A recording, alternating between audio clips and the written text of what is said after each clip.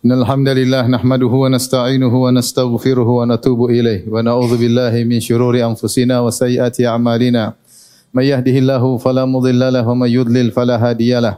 Asyhadu an la ilaha illallah wahdahu la syarika lah wa asyhadu anna Muhammadan 'abduhu wa rasuluhu la nabiyya ba'dah. Ya ayyuhalladzina amanu taqullaha haqqa tuqatih wa la tamutunna illa wa antum muslimun. Fa inna asdaqal hadithi kitabullah wa khairal huda huda Muhammadin sallallahu alaihi wasallam wa syarrul umuri muhdatsatuha wa kullu muhdatsatin bid'ah wa kullu bid'atin dhalalah wa kullu dhalalatin finnar. Ma'asyiral muslimin, usikum wa nafsi bi taqwallah faqad fazal muttaqun. Al-Imam Al-Bukhari dan Al-Imam Muslim meriwayatkan dalam sahih mereka berdua hadis yang agung dari Jarir bin Abdullah radhiyallahu taala anhu, Jarir bin Abdullah Al-Bajali. Dia berkata, ataitu Nabi sallallahu alaihi wasallam. Aku mendatangi Nabi sallallahu alaihi wasallam. Kemudian aku berkata, ya Rasulullah, aku membayat engkau, yaitu alal Islam, untuk menyatakan keislamannya. Kata Jarir bin Abdullah, fashtarata alayya, maka Rasulullah sallallahu memberikan syarat kepada aku. Wan nush likulli muslim, yaitu beliau mempersyaratkan kalau ingin membaiat Nabi sallallahu alaihi wasallam harus membaiat di antaranya untuk nasihat kepada setiap muslim. Makanya dalam sebagian riwayat Jarir radhiyallahu anhu berkata, bayatu Rasulullah sallallahu alaihi wasallam ala iqamis shalah wa ita'iz zakah wa nushi likulli muslim. Aku membaiat Nabi sallallahu alaihi wasallam yaitu untuk menegakkan salat, membayar zakat dan untuk beri nasihat kepada setiap muslim. Jarir bin Abdullah radhiyallahu taala anhu datang kepada Nabi sallallahu alaihi wasallam itu di Amul Wufud sekitar tahun 9 atau tahun 10 Hijriah. Itu akhir hayat kehidupan Nabi sallallahu alaihi wasallam. Dan Nabi muliakan beliau ketika beliau datang, kemudian beliau duduk tanpa ada alas, maka Rasulullah SAW berikan kainnya kepada Nabi, kepada Jarir bin Abdullah untuk diduduki oleh Jarir bin Abdullah. Kemudian Rasulullah SAW berkata kepada para sahabat, "Idza atakum karimu qaumihi fa'akrimuh." Jika datang orang mulia dari kaumnya, maka muliakanlah. Karena Jarir bin Abdullah adalah pemimpin dari kaumnya dari Bani Bujailah dari Yaman. Kemudian Jarir radhiyallahu anhu masuk Islam dan beliau berkata, "Ma hajabani Rasulullah sallallahu alaihi wasallam mundul aslamtu wa ma ra'ani Nabi sallallahu alaihi wasallam illa dhahik." Sejak aku masuk Islam, Rasulullah SAW tidak pernah menghalangiku, yaitu aku kalau mau ketemu dia mudah sekali, tinggal ketemu. Dan tidaklah Nabi bertemu denganku kecuali berpapasan denganku kecuali beliau tersenyum. Jarir bin Abdullah radhiyallahu anhu pernah berkata, aku mengeluh kepada Nabi SAW. Aku tidak bisa tegak di atas kuda, tidak bisa kokoh di atas kuda. Maka Rasulullah SAW pun memukulkan atau menggepakkan tangannya di dadaku. Kemudian Rasulullah SAW berkata, Allahumma tsabbithu, ya Allah kokohkanlah dia di atas kuda. Waj'alhu hadiyan mahdiya, dan jadikanlah dia pemberi hidayah dan juga mendapat petunjuk dari Allah Subhanahu wa taala. Adapun maksud baiat Nabi mempersyaratkan kepada Jarir bin Abdullah untuk wanush likulli muslim, itu nasihat kepada setiap muslim. Dan nasihat dalam bahasa Arab diambil dari nasahtu asal, maknanya fasaffaituhu, yaitu aku menasehat madu, maksudnya aku bersihkan madu dari kotoran-kotorannya. Ada yang mengatakan an-nasihah maknanya al-khiyatah, nasahtu thawb, aku menjahit baju, yaitu dari baju dari yang robek-robek aku jahitin, aku sambung kembali. Sehingga para ulama mengatakan maksudnya seorang beri nasihat kepada saudaranya sama muslim, maksudnya dia melakukan yang terbaik buat muslim tersebut. Dia ingin kebaikan bagi muslim tersebut sebagaimana dia bersihkan madu dari kotoran-kotorannya. Kalau ada kekurangan pada muslim tersebut, dia berusaha menyambungnya sebagaimana dia menjahit baju-baju yang robek, dan dia tidak ingin ada keburukan mengenai orang muslim tersebut. Dan Rasulullah SAW memberi syarat kepada Jarir bin Abdullah dengan syarat yang susah. Karena dikatakan wanusuh likulli muslim. Itu setiap engkau bertemu siapapun, wahai Jarir bin Abdullah, laki-laki maupun perempuan, besar atau kecil, dalam kondisi iqamah atau dalam kondisi safar, ya, orang pintar atau orang jahil, orang kota maupun orang badui, maka hendaknya engkau berbuat yang terbaik kepadanya.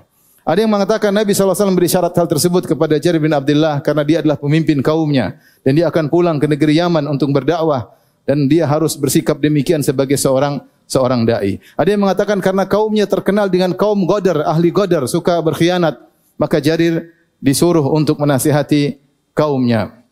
Intinya Jarir bin Abdullah kemudian menjalankan nasihat Nabi atau baiat Nabi SAW tersebut, dan ini adalah perkara yang sulit. Maka diriwayatkan oleh At-Tabrani dalam Mu'jamnya, Jarir bin Abdullah radhiyallahu taala anhu, kalau beliau idza ba'a syai'an aw ishtara syai'an, jika dia membeli sesuatu atau dijual sesuatu kepada orang lain, dia berkata kepada orang tersebut, ma akhadna minka ahabbu ilaina mimma a'tainak fakhtar. Setelah dia selesai jual beli, dia bilang, wahai sang penjual, sang pembeli, apa yang kami ambil darimu lebih kami cintai daripada apa yang kami berikan kepadamu. Itu apa yang kami beli lebih kami sukai daripada apa yang kami jual. Atau apa yang kami jual kepadamu sehingga kau ambil lebih baik dari kami lebih menyukai apa yang kami terima darimu. Silakan pilih. Dia suruh orang yang berjual beli tersebut memikir kembali. Karena apa yang kami ambil lebih kami sukai daripada apa yang kami berikan kepadamu. Bahkan lebih dahsyat dari itu, Al-Imam Nawawi rahimahullah dalam syarah Sahih Muslim menyebutkan riwayat yang juga diriwayatkan oleh Tabrani, bahwasanya suatu hari Jarir bin Abdullah radhiyallahu taala anhu mengutus budaknya untuk membeli seekor kuda. Maka datanglah sang budak membawa kuda dan pemilik kuda tersebut.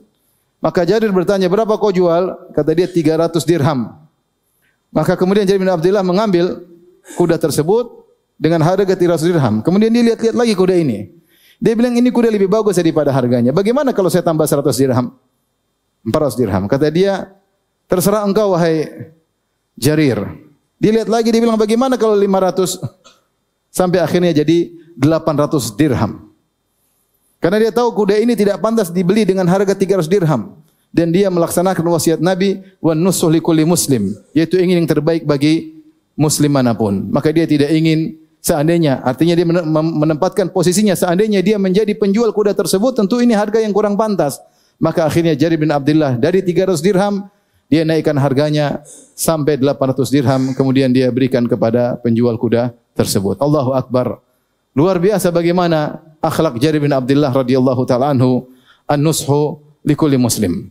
Lihatlah di zaman sekarang, bagaimana banyak penjual yang tidak nasih, yang malah kalau bisa menipu pembeli, maka dikatakan kamu penjual yang hebat. Bisa ngambil untung sebanyak-banyaknya, bisa menipu sang pembeli.